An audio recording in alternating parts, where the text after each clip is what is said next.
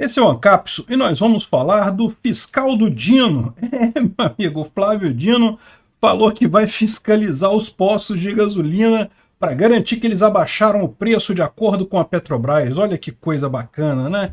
Que coisa impressionante isso. A solução que todo mundo sabe que não funciona. Nunca funcionou na história da humanidade. Não funcionou aqui no Brasil quando teve, vocês lembram disso? O fiscal do Sarney, meu amigo. Eu sou o fiscal do presidente Sarney. Caralho, gente.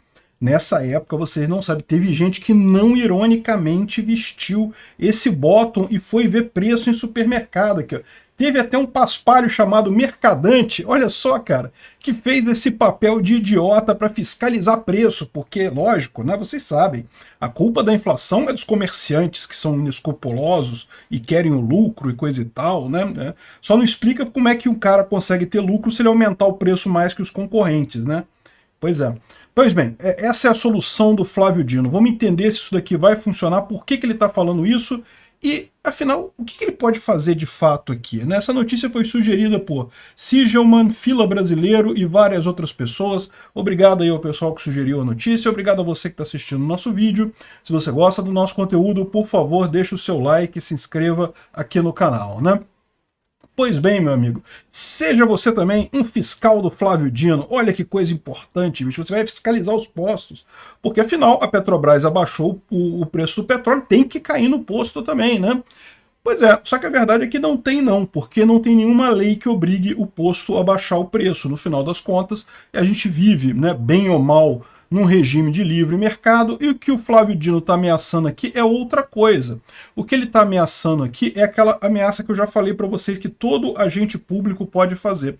Aqui no Brasil, e aliás, na maior parte dos países acontece isso, você tem tanta lei, tanta regra, tanta coisa absurda que é impossível um comerciante seguir todas as leis. Se o fiscal for no seu comércio, for na sua loja e ele quiser te multar, meu amigo, você será multado.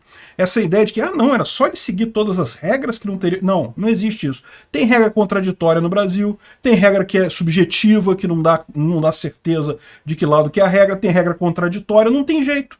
Se o fiscal quiser te sacanear, meu amigo, ele vai te multar. É assim que funciona. E é feito para isso. Você acha assim que não, foi um erro, porque né, o legislador errou na hora de fazer a lei? Não, isso é por desenho.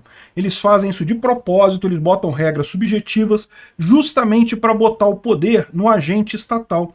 É aquele grande erro que eu falo para vocês. As pessoas dizem que, não, o Estado são as leis, não são as pessoas, né?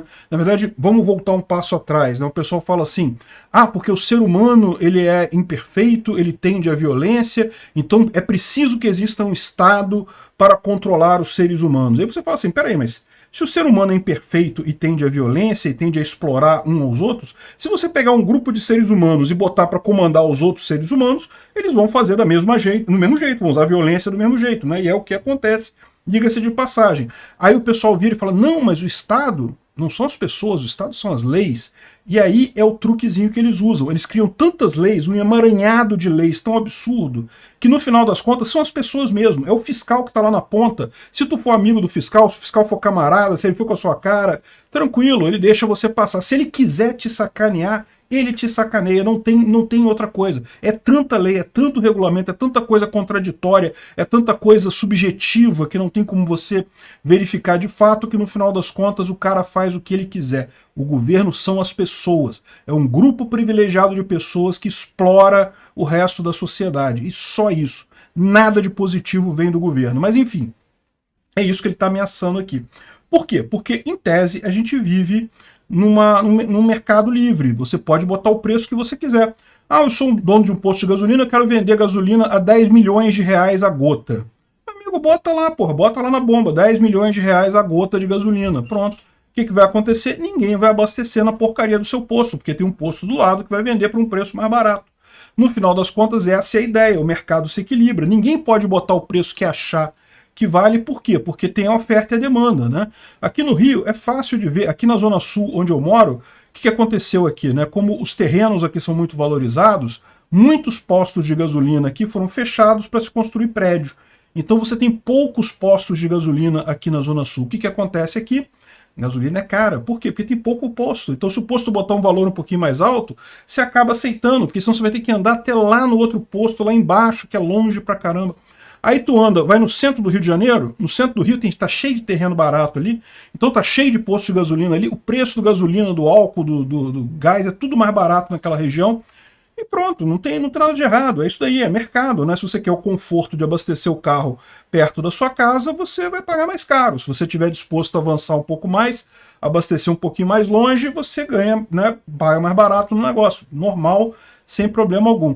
Aí, o que ele está falando aqui? Ele está dizendo que não, porque os postos são rápidos para subir o preço e são lentos para baixar o preço.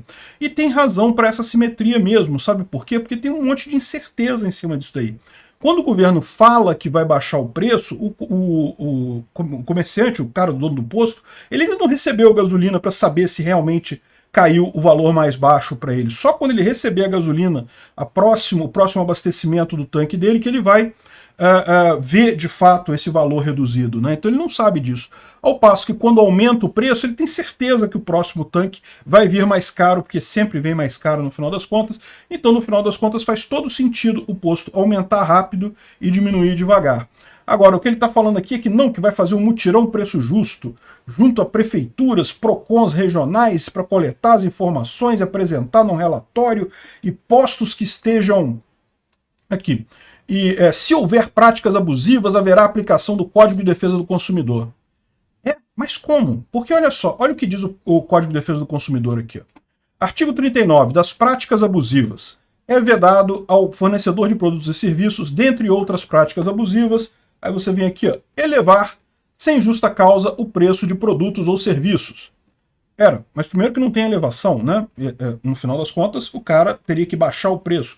E mesmo que você interpretasse isso de forma expansiva, considerando que também não baixar o preço quando baixou o preço da origem, coisa e tal, tem alguma coisa, no final das contas é o seguinte, cada posto tem outros custos envolvidos também. Não é o único custo do posto, não é a gasolina, tem o valor do salário de empregados, tem o valor dos impostos na região, tem um monte de coisa agregada ali. Então esse tipo de cláusula aqui, embora exista, embora muitas vezes o PROCON inicie processos com base nisso, é raríssimo algum estabelecimento comercial ser condenado por isso daqui.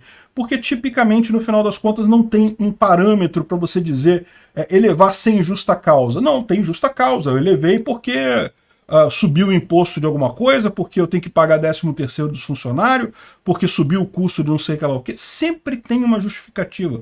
Dizer que não tem nenhuma causa para um aumento de valor é simplesmente irreal na prática, né?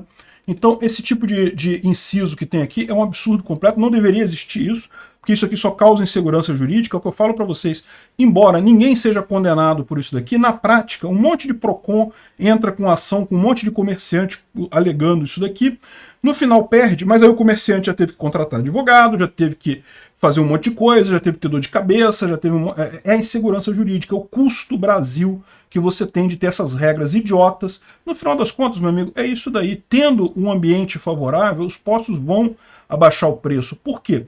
Porque se um posto não abaixar, o outro posto vai pensar, mas se eu baixar um pouquinho, eu vou trazer a clientela daquele posto lá. A clientela daquele posto lá vem para cá. E realmente, você ganha mais, aumenta o seu lucro. Você abaixa um pouco o preço, ganha mais dinheiro. Imediatamente, o que o outro posto vai ter que fazer? Vai ter que abaixar também. No final das contas, é isso assim que funciona o livre mercado. Deixa que o livre mercado funcione bem. Por que esse pessoal fica chorando? Por que o Flávio Dino está chorando aqui? Ele já está chorando com esse negócio de coisa de preço? Por quê? Porque esse pessoal já está se preparando, porque a inflação vai vir alta no Brasil, vocês sabem.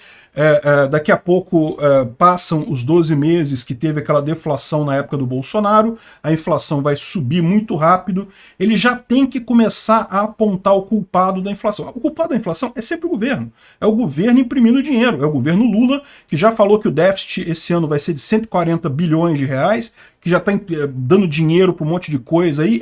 A culpa da inflação é sempre do governo. É a mesma coisa lá na Argentina, com o Alberto Fernandes. Alberto Fernandes falando que a inflação é culpa do empresário malvadão? É culpa da cultura das pessoas? As pessoas têm uma cultura de aumento de preços. Ah, não, que a inflação é culpa de não sei o que lá. Ele inventa um monte de coisa. Esquece o óbvio. A inflação é sempre culpa do governo. Então o Flávio Dino já está entrando nessa de fazer fiscal do Sarney aqui, que aliás foi a mesma coisa que o Sarney fez e deu errado do mesmo jeito. Porque no final das contas, de novo, a culpa é do governo gastar mais do que arrecada. É sempre essa culpa da inflação. Não adianta fiscalizar, não adianta fazer esse tipo de coisa, isso é desperdício de dinheiro, isso é um showzinho para a pessoa só para dizer que está fazendo alguma coisa, sendo que no final das contas a inflação que está tendo agora e que vai piorar daqui para frente é culpa apenas de uma pessoa, do Lula. Obrigado por assistir o vídeo até o final.